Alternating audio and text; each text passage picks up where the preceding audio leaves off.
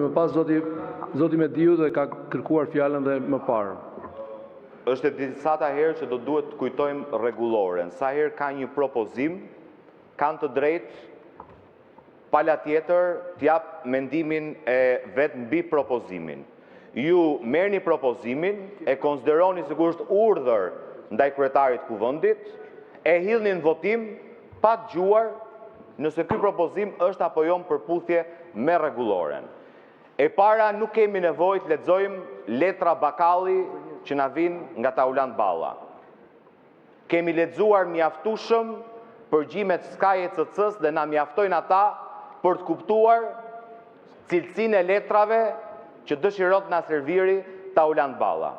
E dyta, rregulloria të detyron një procedurë të caktuar, pasi flitet 10 minuta pro dhe 10 minuta kundër mocionit, kalohet në votim për mocionin. Ai mund ngrihet siç u ngrit herës herës, thotë s'ka debat, do votojmë. Sot mund thotë s'do votojmë fare. Nesër mund ngrihet dhe thotë mbyllim parlamentin. Po kjo nuk do të thotë që kuvendi kthehet në listë dëshirash të Tauland Ballës.